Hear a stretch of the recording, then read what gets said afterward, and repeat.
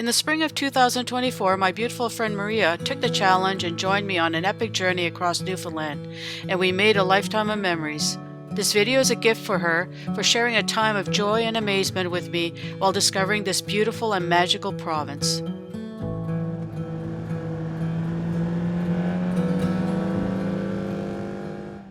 Driving north heading towards Stephenville, you will notice signage directing you to Cape St. George. In the 1700s, two young men from Saint-Pierre-et-Miquelon, François Benoit, an Acadian, and Jean Camus, whose family came from Louisbourg, established their families in the St. George Bay area.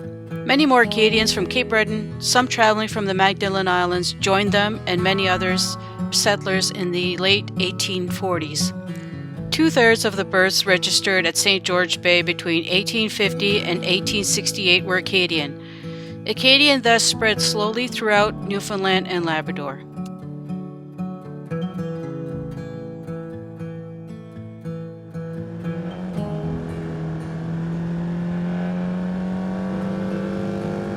Driving into Gros Morne, you will come into Rocky Harbour. Follow the road to Lobster Cove, and you will be greeted with an amazing view and a stately lighthouse. In 1889, the member of the Legislative Assembly for the district publicized the concern of the residents over the lack of navigational aids. Each inhabitant of Rocky Harbour contributed a pint of oil each week to help fuel a light kept by a local fisherman in his own home. The people felt they merited a stronger light provided by the government, and one resident even volunteered to keep it. A stately old dame offered to keep the lighthouse for free, and she said, "You may be sure it will always be burning, for I have my 3 boys on the banks."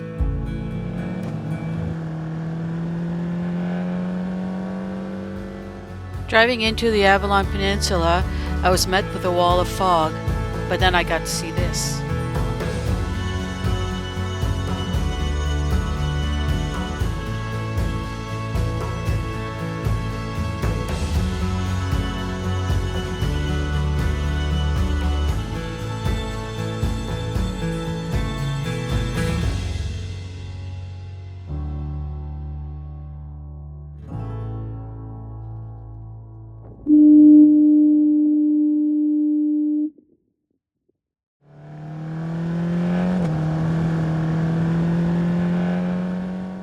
Our stay in St. John's, Newfoundland was short because we were on the hunt for icebergs and puffins, but we did get to go to Quidi Vidi and have a beer.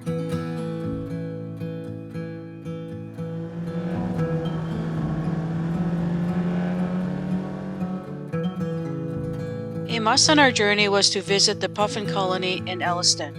The Bonavista Peninsula is one of the few places where you can get close to the colony without having to get on a boat.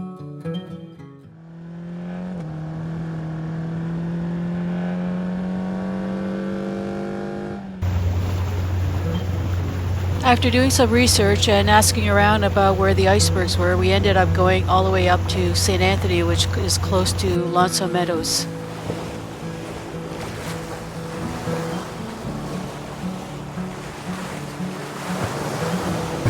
Here, doing the boat tours. Fishing around at Robbie Lake before that, you know.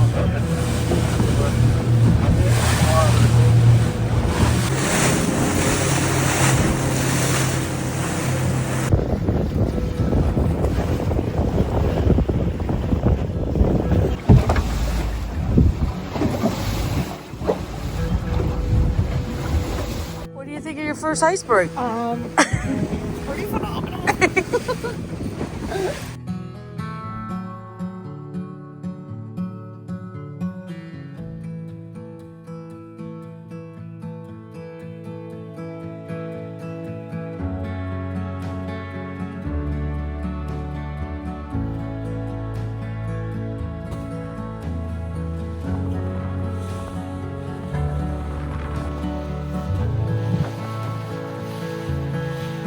I want to stand on the peak and like slide there.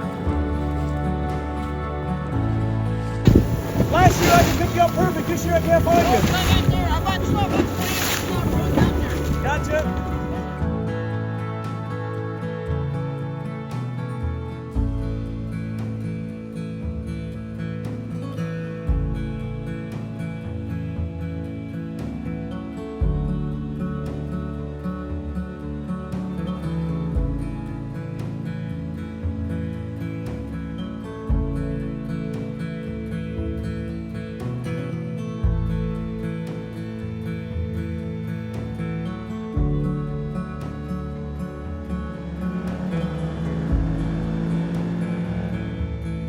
Half an hour from St. Anthony, we made a stop at the 1,000-year-old Viking encampment at Lonso Meadows, a UNESCO World Heritage Site since 1978.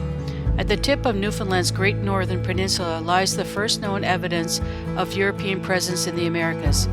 Here Norse expeditions sailed from Greenland, building a small encampment of timber and sod buildings, a definite stop if you plan to visit the area.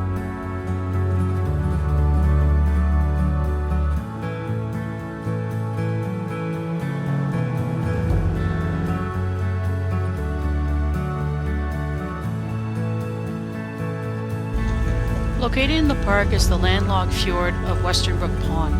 Carved by glaciers, stunning fjords, plenty of waterfalls and wildlife, it is recognized for its beauty and geological significance. To give you an idea of how tall the fjords are, they have been compared to the height of the CN Tower in Toronto. There is no better way to explore this magnificent scenery by taking the 2-hour Western Brook Pond boat tour.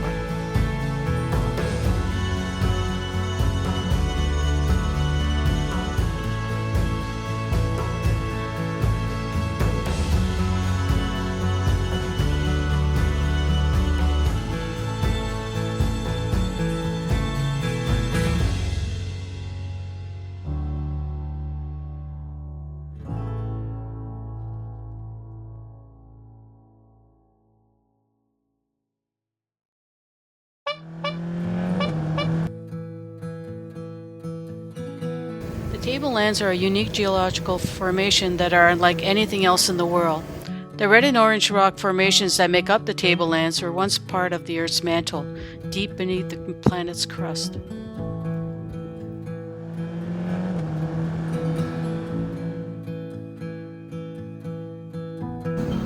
After dropping off Maria at the Gander Airport, I decided to go up north towards Brighton and Triton to hopefully see more icebergs. And this is where I ran into Mike from Badger Bay Tours and made a lifelong friend. Can you hear the sound of the 10,000-year-old air bubbles popping?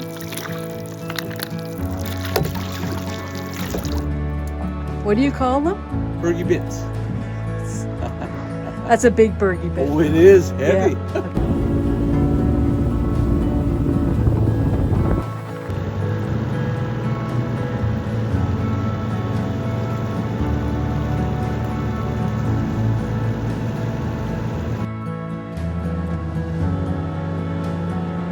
During the planning of this trip, my sister asked me to make an extra stop to the glassy beach and just to check it out.